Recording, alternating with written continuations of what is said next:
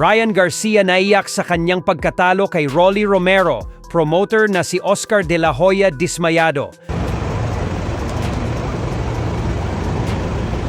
Scared to me. He's scared of getting hit. I mean, he knows he has no chin, so.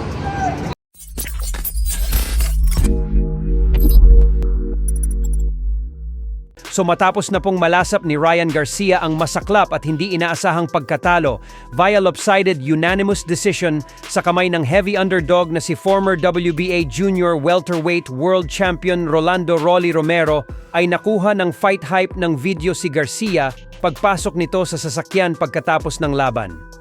At dito nga po ay kapansin-pansin na sobrang dismayado niya sa naging resulta ng laban kung saan halos mangiyak-ngiyak na ito at pinipigilan niya lang dahil madami pang nakatutok sa kanyang kamera. Ganun pa man nga po ay inamin naman ni Ryan Garcia sa post-fight press conference na napakalungkot niya daw ngayon dahil pagkatalong ito. Sinubukan niya naman daw sanang gawin ang lahat ng makakaya niya sa laban, subalit sadyang hindi niya lang daw talaga ito araw.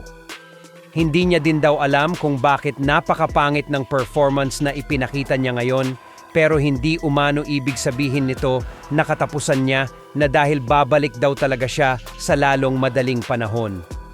Binati niya din ang pagkapanalo ni Romero at nahiling niya daw na sana ay magtuloy-tuloy pa ang tagumpay ni Romero sa mga susunod nitong laban kasi deserving daw talaga ito. Samantala, hindi nga po naitago ng Golden Boy promoter Oscar De La Hoya ang kanyang pagkakadismaya matapos matalo sa hindi inaasahang pagkakataon ang kanyang alaga. Prangka pong sinabi ni De La Hoya sa kanyang interview. Nakitang-kita daw sa laban na parang takot na takot si Garcia kay Romero, pero naiintindihan niya naman daw kung bakit natakot si Garcia kasi alam naman daw nito sa kanyang sarili na may kalambutan talaga ang kanyang panga. Pero ganun pa man nga po ay giniit ni De La Hoya na matapos ng hindi intensibong performance na ito, ay kailangan daw talagang bumalik agad ni Garcia sa lalong madaling panahon. At patunayan ang kanyang sarili na isa siya sa mga lehitimong boksingero sa kasalukuyan.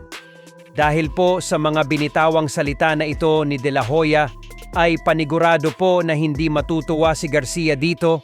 Kaya naman huwag na tayong magulat kung magkaroon ulit sila ng alitan at hindi pagkakaintindihan katulad sa nakaraan. I got it. You don't need that. It has to happen. Literally, he was running. He was scared to me. He was scared of getting hit. I mean, he knows he has no chin. So.